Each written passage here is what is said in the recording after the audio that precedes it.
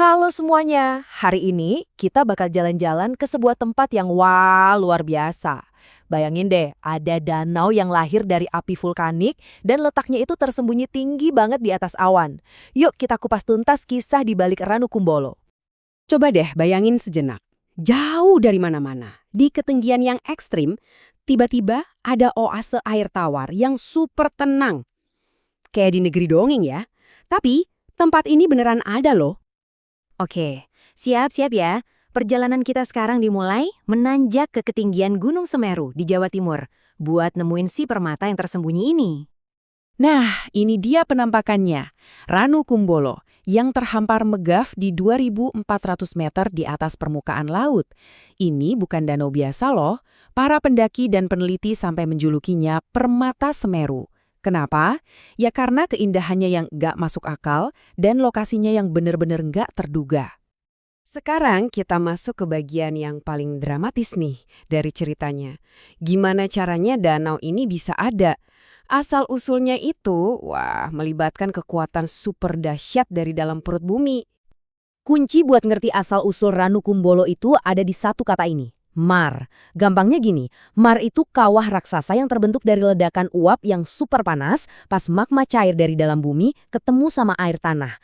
Jadi, ini adalah ledakan yang justru menciptakan, bukan menghancurkan. Jadi, prosesnya bisa kita ringkas jadi 3 langkah simpel. Pertama, ada ledakan dahsyat yang bikin lubang super besar di lereng gunung. Kedua, selama ribuan tahun, alam bekerja pelan-pelan. Ngisi cekungan itu pakai air hujan dan aliran dari puncak. Dan akhirnya, lahirlah danau cantik yang kita kenal sekarang. Keren banget kan? Oke, setelah kita tahu kelahirannya yang eksplosif, sekarang ayo kita lihat lebih dekat wajah Ranukumbolo hari ini. Apa aja sih karakteristik fisik yang bikin danau ini begitu hidup dan spesial? Pertama, biar kebayang skalanya. 2.400 meter. Ini ketinggian yang ekstrim banget. Udaranya tipis dan suhunya bisa dingin banget. Tapi, justru di sanalah danau ini berada. Dengan tenangnya. Dan jangan salah ya, ini bukan kolam kecil. Luasnya itu sekitar 12 hektare. Cukup besar buat jadi pusat kehidupan di tengah lanskap pegunungan yang bisa dibilang cukup keras. Di sekelilingnya, kehidupan itu tumbuh subur. Ada padang rumput luas yang sering disebut oro-oro ombo, terus ada hutan pegunungan yang rimbun, dan pastinya berbagai tumbuhan dan hewan unik yang udah beradaptasi hidup di ketinggian. Dan di tengah itu semua, danau inilah jantungnya.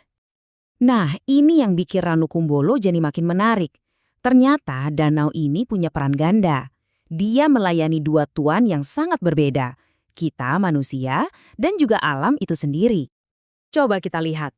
Di satu sisi, buat kita manusia, Ranukumbolo itu panggung buat lihat matahari terbit yang magis, sekaligus jadi pos istirahat yang krusial buat para pendaki. Tapi di sisi lain, buat alam, perannya jauh lebih mendasar. Danau ini jadi jantungnya ekosistem, jadi habitat utama, dan jadi penjaga keseimbangan lingkungan di sekitarnya. Jadi, sebenarnya apa sih pelajaran yang bisa kita ambil dari danau di atas awan ini? Yuk kita coba renungin bareng-bareng makna yang lebih dalam dari keberadaan Ranukumbolo. Pada akhirnya, Ranukumbolo itu lebih dari sekedar tempat wisata yang indah. Dia itu bukti nyata dari sebuah tarian abadi antara kekuatan geologis yang ngebentuk bumi, siklus air yang ngasih kehidupan, dan ketangguhan makhluk hidup buat bisa tumbuh di tempat yang paling menantang sekalipun. Ada kutipan yang pas banget buat ngerangkum semuanya. Keindahan Ranukumbolo itu sebenarnya cuma pintu gerbang buat kita ngerti nilai ilmiah dan ekologisnya yang sangat-sangat vital buat kesehatan seluruh ekosistem Gunung Semeru. Kisah Ranukumbolo ini cuma satu dari sekian banyak keajaiban. Ini bikin kita jadi mikir kan, kira-kira keajaiban apa lagi ya yang masih ada di luar sana? Mungkin tersembunyi di puncak gunung lain, atau malah di dasar lautan yang diam-diam nunggu buat kita temukan dan pahami. Jadi, tetaplah penasaran ya.